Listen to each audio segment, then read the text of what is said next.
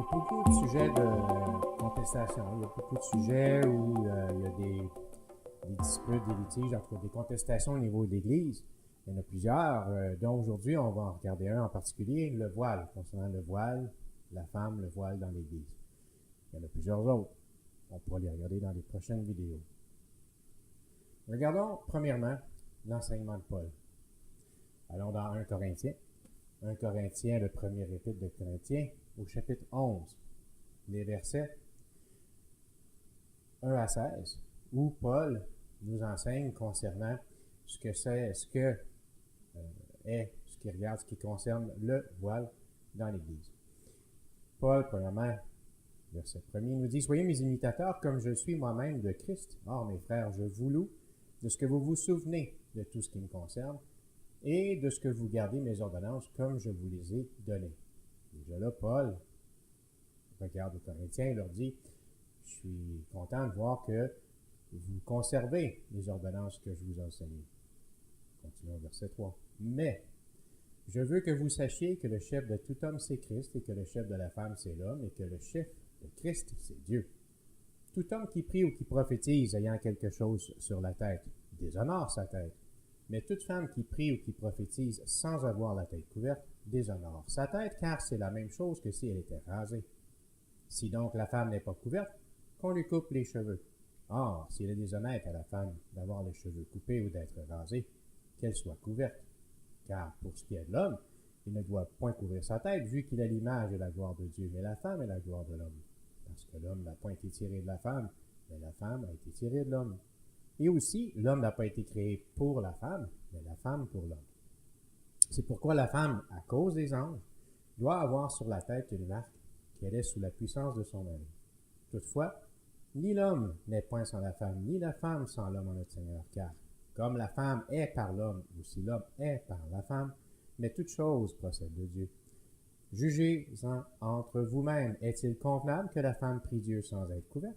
La nature même ne vous enseigne-t-elle pas que si l'homme nourrit sa chevelure, c'est du déshonneur? Mais que si la femme nourrit sa chevelure, c'est lui est de la gloire, parce que la chevelure lui est donnée pour couverture. Que si quelqu'un aime à contester, nous n'avons pas une telle coutume, ni aussi les églises de Dieu. Paul nous dit quoi? Il nous dit que si un homme prie ou prophétise ayant quelque chose sur la tête, il déshonore Dieu. De la même façon, si la femme prie ou prophétise sans avoir la tête couverte, c'est la même chose que si elle était rasée, elle déshonore sa tête. Et la tête de la femme, c'est l'homme, la tête de l'homme, c'est Dieu. Donc, l'homme qui prie la tête couverte déshonore sa tête. On le voit quand on regarde sur le web, plusieurs groupes maintenant, des groupes messianiques vont se voiler la tête, les hommes, pour prier, pour aller lire la Torah. On a beau regarder dans l'Ancien Testament, dans l'Ancienne Alliance, tant et aussi longtemps qu'on voudra, jamais il est inscrit là-dedans que l'homme devait voiler sa tête. Le seul endroit où on voit vraiment qu'un homme porte un tiare, une coiffure, c'est le souverain sacrificateur. Au niveau du service au temple, ça c'est une chose. On voit aussi Moïse qui couvrait son visage. Pourquoi? Pour ne pas permettre de montrer son visage qui avait été transformé suite à sa conversation, à sa rencontre avec Dieu. Alors, pour pas que les gens voient de cette façon-là que la gloire de Dieu avait atteint le visage de Moïse, pour ne pas le découvrir, il voilait son visage. Mais c'est la seule chose. Même nulle part dans le Nouveau Testament, quand on continue, on est toujours sous l'Ancienne Alliance avec les Évangiles, on ne le voit pas nulle part non plus, où Jésus, avant de prier, se couvre la tête. On ne le voit pas. Par contre, toutes ces choses ont été introduites par la tradition des hommes. De par n'importe quelle religion, les gens viennent à salut, vont conserver malheureusement certaines traditions des hommes et ils vont défaire la parole de Dieu. Donc Paul ici nous explique que la femme doit se couvrir la tête si elle veut prier ou prophétiser. Dans plusieurs assemblées, il y a contestation à ce niveau-là.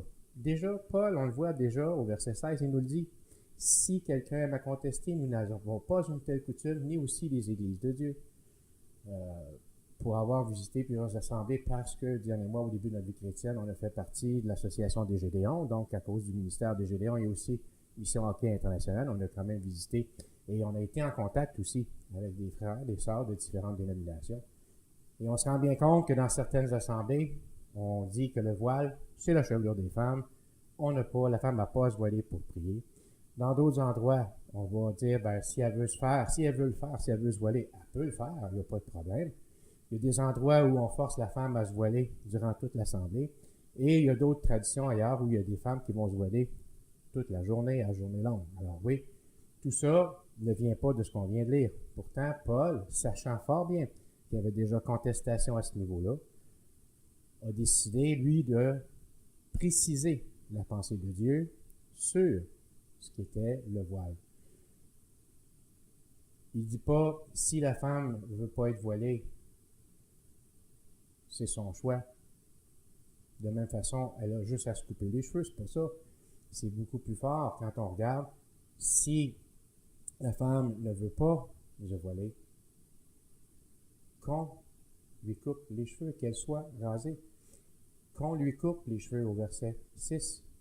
C'est même pas un choix que Paul donne. Parce que si c'est une honte pour la femme d'être voilée, qu'elle se couvre la tête. Déjà, on entendait au début de ma vie chrétienne, moi, quand je lisais ces passages-là, on nous disait c'est parce que la tête d'une femme rasée, c'est des femmes qui sont en prison. Paul n'explique pas ça du tout. Il ne parle pas du tout ici que c'est des femmes qui ont été rasées pour être humiliées. Il dit seulement que si la femme se rase la tête, vu que sa chevelure et sa gloire, ça l'humilie. Elle va être humiliée de cette façon-là.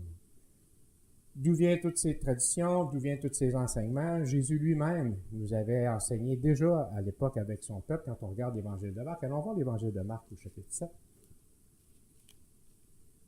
Déjà, Jésus faisait remarque à ce niveau-là, au peuple de l'époque, de la tradition des hommes, de ce que la tradition des hommes pouvait apporter, pouvait détruire, pouvait nuire à la parole de Dieu. Donc, on regarde l'Évangile de Marc, chapitre 7.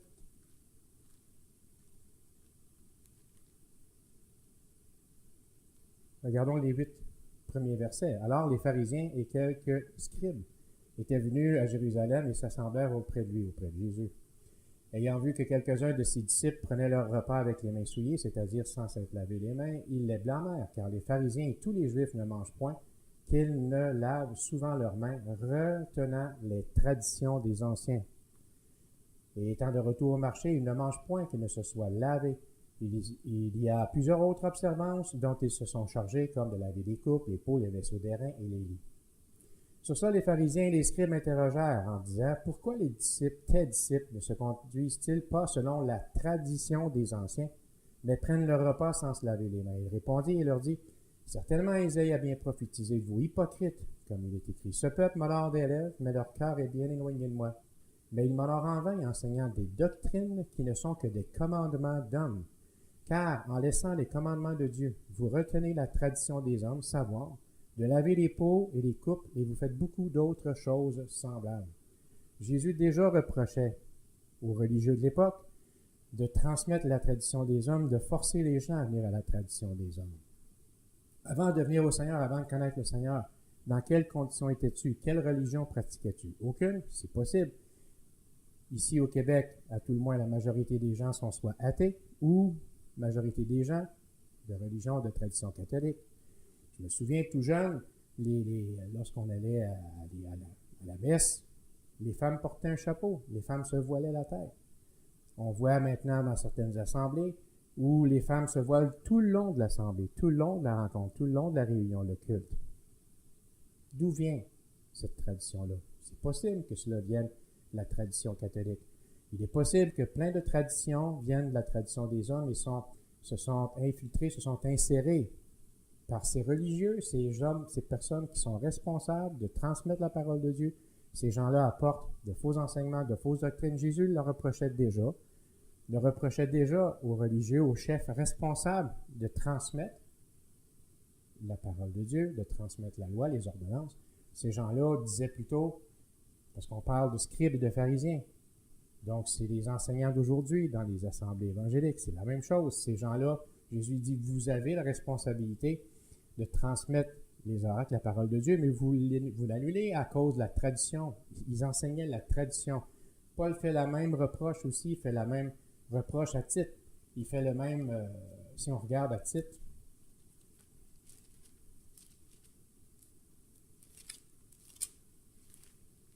au premier chapitre.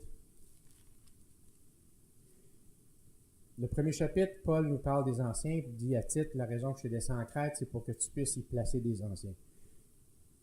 Il va leur faire part, il va faire part à Tite de plusieurs qualifications. Qu'est-ce que doit être un évêque irrépréhensible, dispensateur de la maison de Dieu, pas de nos vins, colère, non sujet au vin, non batteur, non convoiteux, etc. On voit toutes les qualifications que Paul recommande à Tite de retrouver chez un ancien. On regarde le verset 9, entre autres. Regardons quelques versets, je vous laisse le soin de tout lire, vous allez comprendre ce que Paul avait donné à Tite comme instruction. Regardons les versets 9, 10, 11 et 14. Donc, Paul, ce qu'il dit au verset 9, il cherche des gens qui sont capables, qui retiennent ferme la parole de la vérité comme elle lui a été enseignée, afin qu'il soit capable tant d'exhorter par la saine doctrine que de convaincre les contradisants. Car il y en a plusieurs qui ne veulent point se soumettre, vains discoureurs et séducteurs d'esprit, principalement ceux qui sont de la circoncision auxquels il faut fermer la bouche, et qui renversent les maisons tout entières, enseignant pour un gain déshonnête les choses que l'on ne doit point enseigner. Verset 14, Paul nous dit que ce témoignage est véritable. Verset 13, il dit « Reprends-les vivement afin qu'ils soient trouvés, qu'ils soient saints dans la foi. » Verset 14, ne s'en donnant point aux fables judaïques et aux commandements des hommes qui se détournent de la vérité. Paul avait aussi mis en garde l'Église à l'époque, l'Église de Colosse. Si on regarde le deuxième chapitre de l'Épître de Paul aux Colossiens, on va voir ici encore la même mise en garde de la part de Paul. Il y a les versets 18 à 23, où Paul, au chapitre 2, nous parle de mise en garde en ce qui a trait à que personne essaie de séduire les gens par des discours, amener des points de vue qui n'ont rien à voir avec la parole de Dieu, mais qui sont tout simplement amenés non pas par l'esprit, mais par la chair. Et ce que Paul nous dit au verset 23, il nous dit, oui, effectivement, le verset 20, il nous dit, « Si donc vous êtes morts avec Christ quant aux éléments du monde, pourquoi vous charge-t-on d'ordonnance comme si vous viviez au monde? En étant au monde, en venant, avant de connaître le salut, comme je disais tantôt, quelle était notre foi? Est-ce qu'on était, comme ici au Québec, pour la majorité des gens catholiques, athées? Est-ce que tu pratiquais une autre religion quelconque ou si c'est possible? Alors, qu'est-ce que tu as fait maintenant? Parce que ce que Paul dit, on est passé de la mort à la vie, avec le salut. On passe de la mort spirituelle à la vie spirituelle. On devient vivant spirituellement par la parole de Dieu, par l'Esprit de Dieu. Paul nous dit, donc, si vous êtes morts avec Christ quant aux éléments du monde, que sont toutes les traditions, que sont toutes les croyances, les doctrines enseignées par les différentes religions. Si on est mort avec Christ quant à ces éléments-là, pourquoi est-ce qu'on nous charge encore de toutes ces choses comme si nous étions encore vivants au monde? C'est important de saisir, de comprendre ce que Paul nous enseigne concernant le voile. Il nous dit, si la femme veut prier et prophétiser dans l'assemblée, qu'elle se voile. Pourquoi? À cause de l'autorité, à cause des anges qui sont là, qui plongent le regard dans l'Église. C'est important de comprendre que les traditions des hommes viennent anéantir la parole de Dieu. Toutes ces fausses doctrines qui sont apportées depuis des siècles, pour plusieurs, le sont par les transmissions de traditions de religions différentes, de groupes différents religieux, des gens qui ne rejettent pas leur ancienne vie, leurs anciennes croyances, comme Paul lui-même le dit. Il dit qu'il considère toute chose comme étant de la boue, comme étant une perte, de la boue, des ordures, tout ce qu'il avait reçu de sa religion. Il regardait tout ça comme étant un empêchement de venir à Christ et il rejetait tout ça à cause de l'excellence de Christ. C'est la même chose que je vous donne comme exhortation. Voyez toutes choses à la lumière de Christ, comme Paul, dans son épître aux Corinthiens, nous disait au verset 16, « Nous n'avons pas coutume de contester, ni dans l'Église de Dieu. » Alors, ne contestez pas avec la parole de Dieu. Regardez ce que Dieu a à vous dire. Prenez ce que la parole nous enseigne par l'Esprit de Dieu. L'Esprit nous révèle ces choses-là. Alors, soyez sensibles à l'Esprit Saint. Gardez vos regards plongés en la parole de Dieu. Soyez édifiés par la parole de Dieu, par les enseignements que l'Esprit veut vous transmettre par rapport à tout ce que Paul, Pierre, Jacques ou Jean nous ont laissé, même Jude nous ont laissé comme écrit. Ce qui a été laissé dans la Bible, ce sont des choses qui ne sont pas pratiquées naturellement. Ce n'est pas des choses qui viennent de par notre nature humaine. Au contraire, c'est des efforts, c'est des choses qu'on doit faire à s'efforcer, à respecter, à obéir, à s'identifier de plus en plus à la parole de Dieu. Alors, c'est ce dont je vous encourage. Prenez votre parole, prenez la Bible, lisez-la quotidiennement. Plongez-y vos regards, soyez instruits en elle. Réunissez-vous avec des frères et des sœurs afin d'être édifiés les uns les autres par les différents dons que l'Esprit Saint donne. Une prochaine vidéo sera, si Dieu le permet, s'il nous prête vie à tous et à moi-même, on regardera concernant, entre autres, les dons spirituels. Il y a beaucoup de contestations là aussi, comme il y en a au niveau du voile. On est conscient de ces choses. Il y a des gens qui enseignent disant « Ah, ben ça c'est libre cours, oui c'est écrit, mais ça fait partie d'une vieille tradition de l'époque, c'est fini, c'est plus bon pour nous autres. » De la même façon, concernant les différents dons spirituels. Alors, on regarde tout ça ensemble. À nouveau, prenez le temps de regarder la parole de Dieu, ce qu'elle a à vous enseigner, ce qu'elle a à vous dire. Procurez-vous-en une copie si vous n'en avez pas. Vous pouvez nous écrire, on peut vous diriger en ce sens-là, on peut vous aider à vous obtenir une copie de la Bible. Alors, vous pouvez nous écrire. L'adresse, vous la trouverez à propos sur la chaîne YouTube. Et si vous avez des commentaires, si vous avez des questions concernant certaines vidéos, certains textes, alors je vous invite à nous écrire aussi, à m'écrire pour nous faire part de vos commentaires, de nous faire part de vos suggestions aussi peut-être d'études. Il y a peut-être des choses qui vous interpellent davantage quand vous regardez la parole de Dieu. Il y a peut-être des choses qui vous semblent peut-être un peu vagues, un peu confuses, ou vous semblez peut-être trouver des contradictions. Faites-le, écrivez-nous. Ça va nous faire plaisir, par la grâce de Dieu, de vous répondre. Alors, soyez bénis, partagez la chaîne, partagez ces vidéos. Si vous n'êtes pas encore inscrit, inscrivez-vous. Et comme je le dis à l'occasion, juste à activer la cloche pour être mis au courant de la minute qu'il y a une nouvelle vidéo, qu'il y a des modifications.